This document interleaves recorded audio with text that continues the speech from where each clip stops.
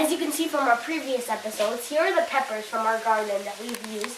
And it's mid-February, beginning February, and we're trying to dry.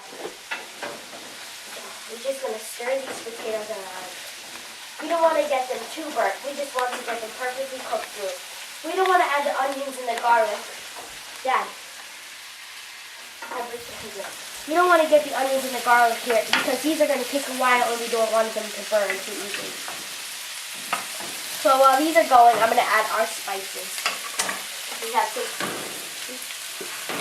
here's some freshly ground black pepper. And you know, we don't want it too sweet. We still want it to know that it's savory. We're going to add a little bit of kosher salt.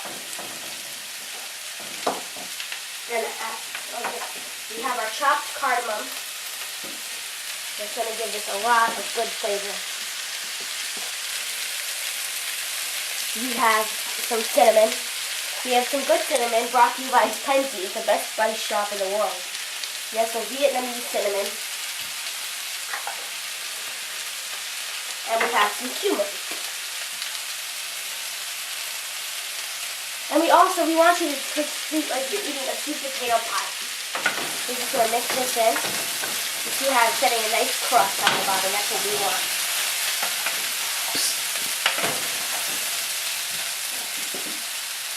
What? Apron. Oh! I need to put my apron on. Now wait. Okay, so before, I was not going to add this, but I'm seeing that we want it to taste as if it was a sweet potato.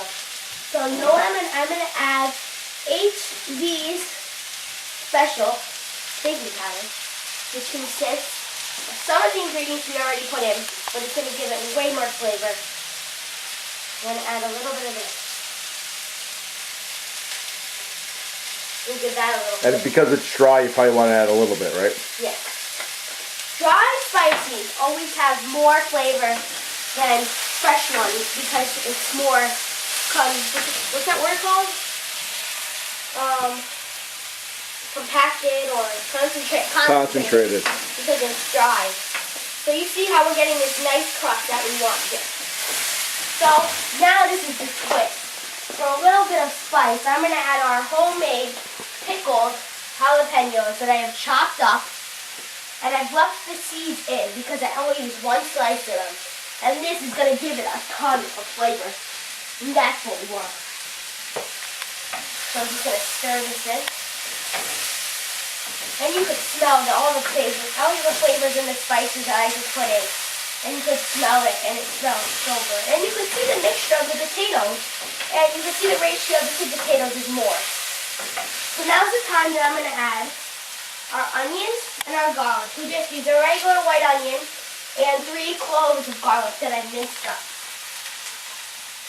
And this is going to give it more flavor than it already has. I can only wonder how much flavor this thing's going to have. Yeah.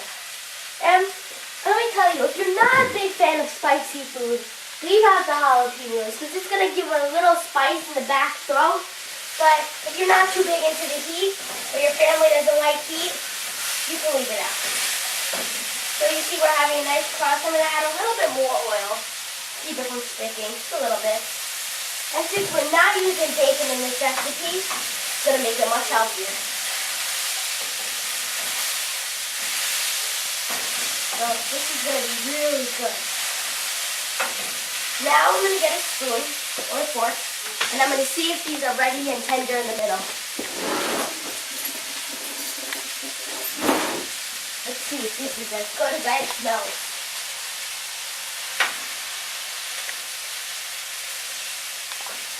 Try to get it out of the pan.